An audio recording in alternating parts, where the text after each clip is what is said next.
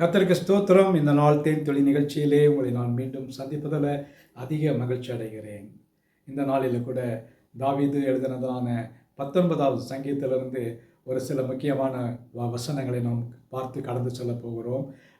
இந்த நேரத்தில் 7வது வசனத்திலிருந்து பார்க்கும் பொழுது, கர்த்தருடைய வசனம் எப்படிப்பட்டது, அதற்குடைய குணங்கள் என்ன, அதனுடைய எப்படிப்பட்டதான மேன்மையான வசனங்கள் என்பதை அவர் 7லிருந்து 10 வரைக்கும் சொல்லுகிறார்.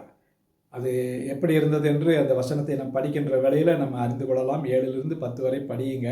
இந்த வேளையில் அவைகளெல்லாம் பல தேவனுடைய வசனத்தினுடைய தாற்பயத்தை மிக விளக்கமாக நமக்கு சொல்லக்கூடியதாக இருக்கிறது.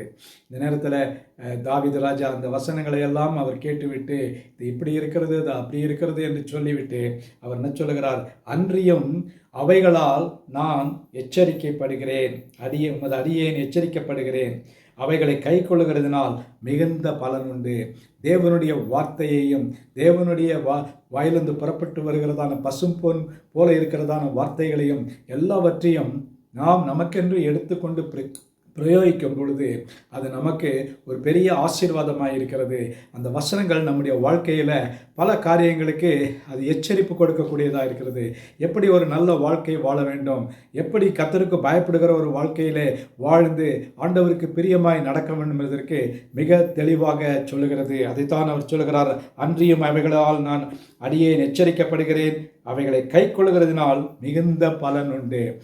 எந்தவது தேவனுடைய வார்த்தையையும் தேவனுடைய வசனங்களையும் நாம் கை கொள்ளுகிறதுல நமக்கு எப்பொழுதுமே நிச்சயமாக ஒரு பலன் உண்டாகக்கூடியதாக இருக்கிறது. இந்த வசனத்தை படிப்போம். 7லிருந்து 10 வசனங்களையும் படித்து அதை நாம் அறிந்து கொள்கிற வேளையில் நமக்கு ஒரு பெரிய ஆசீர்வாதம் இருக்கிறது. அந்த வசனத்தின்படியாக நாம் இந்த நாளை செலவழிப்போம். கர்த்தர் நமக்கு போதுமானவராக இருப்பார். நல்ல ஆண்டவரே, நன்றியோடு துதிக்கிறோம், ஸ்தோத்திரிக்கிறோம். ஆண்டவரே, உம்முடைய வார்த்தைகளை குறித்து நாங்கள் சிந்தித்து கொண்டிருக்கிற வேளையில் அவைகள் பசும் பொன்னிலும் மேன்மையானது ஐயா.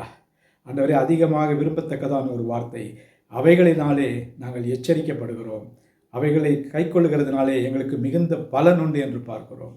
அவைகள் நாம் பெற்றுக்கொண்டு இந்த நாளிலே நாங்கள் ஆசீர்வாதத்தை சுதந்திரித்து கொள்ள பெற்றுக்கொள்ள ஒரு வெற்றியுள்ள ஒரு வாழ்க்கையை வாழ எங்களுக்கு உதவி செய்யுங்க.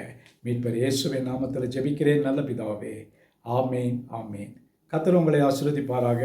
இந்த நாள் உங்களுக்கு ஒரு ஜெயமுள்ள ஒரு வாழ்க்கையாக அமையட்டும்.